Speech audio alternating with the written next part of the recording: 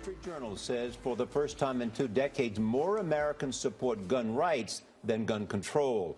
A poll by the Pew Research Center says 52% believe it is more important to protect gun rights. 46% say it's more important to control who owns guns.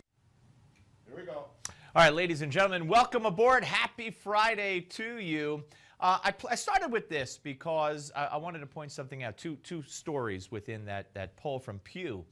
First of all, the number. 52% of Americans believe it's more important to protect the Second Amendment than it is to have so-called gun control. That's up 7% since Sandy Hook as we approach the 2-year anniversary of that horrific shooting in Connecticut. Up 7% since Sandy Hook. How is that possible, you ask? Doesn't the media tell us that anybody who doesn't favor gun control is a out-of-control, gun nut, wild Westerner who doesn't care about little children getting slaughtered in school? Well, that's not the reality. That's what the media tells you. Just like Michael Brown did not say, hands up, don't shoot. That's what the media tells you. You can't listen to the media anymore. Now, so not only is it up 7%, people want to protect the First Amendment more than have Second Amendment more than they want to have gun control, but it's also the highest percentage in 20 years. The highest percentage in 20 years. You think this is huge news, right? Charlie Rose said it on his morning show on CBS there. But according to our friends at newsbusters.org and Media Research Center, ABC's Good Morning America and NBC's Today Show skipped the story, and CBS this morning, as you saw, gave it 18 seconds. But at least they gave it 18 seconds.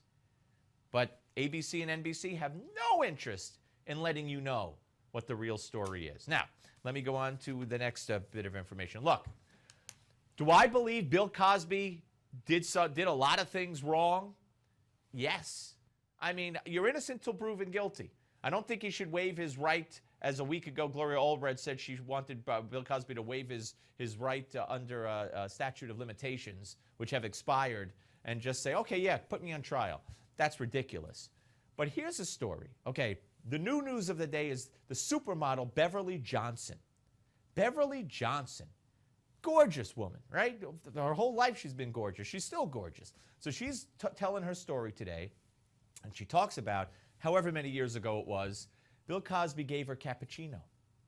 And she said she took a sip, and I'm paraphrasing here, but I took a sip, and I knew something was wrong.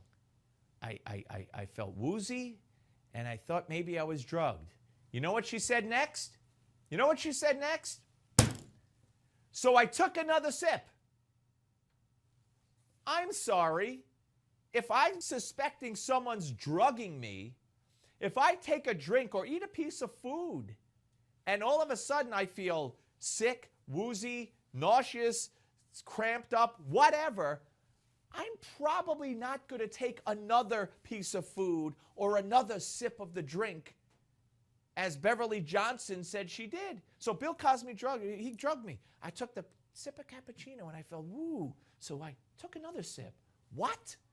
What is that? Does that excuse Bill Cosby? Does this blame? I'm not blaming a victim. I don't know if there was a victim. I don't know if she's telling the truth. How the heck do I know? But what kind of story is that? You felt drugged, so you took another sip. What is that? Okay. What else do I have for you? Oh yeah, a new poll. The Brown decision and the Staten Island decision. Okay, 55 to 33% Americans agree with the Michael Ferguson grand jury decision, 55 to 33. Now, on the Staten Island decision, grand jury decision, they disagree. 27% agree, but 57% disagree. Now, with African Americans, 83% of African Americans disagree with the Michael Brown verdict of the grand jury. They disagree, 90% of them disagree with Staten Island. But 83% disagree.